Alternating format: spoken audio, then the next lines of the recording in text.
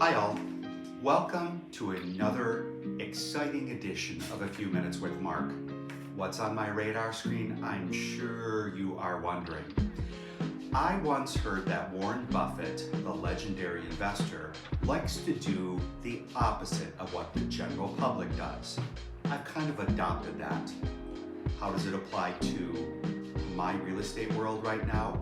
We'll start to think about decorating trees and eating turkey and holiday vacations and visiting family.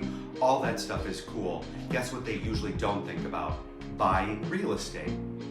And isn't this exactly the time that you might want to consider it so you avoid other competition? Why? If people are out doing holidays, any seller that is motivated is still on the market. For my clients that aren't as motivated, they have taken their properties off the market and they're waiting until next year, until, after Super Bowl, which is traditional.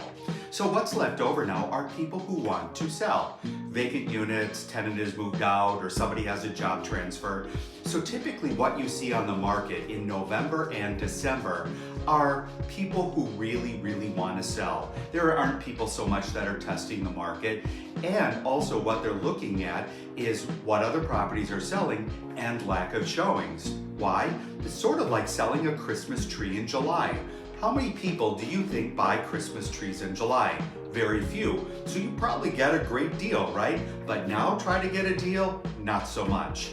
So if I were a buyer, and actually the last couple properties that we bought between November 1st and December 31st. After you get back from New Year's Eve and recover from all the festivities and rest up a little bit, we're all thinking about a new year after January 1st and the promise of a spring market. So mindset kind of changes then. My advice is if you are in the market and want to avoid what we experienced the last couple years, i.e. multiple offers on a lot of things, you might consider looking right now. Sure, you might have to, find somebody to sublet your apartment if you have a lease, or pay a little bit of a higher rate.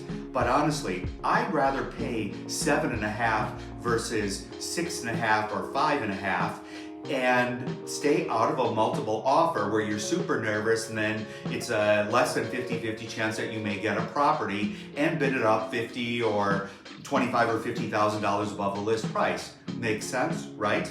So, in the great words of Warren Buffett, do the opposite of what the public is doing.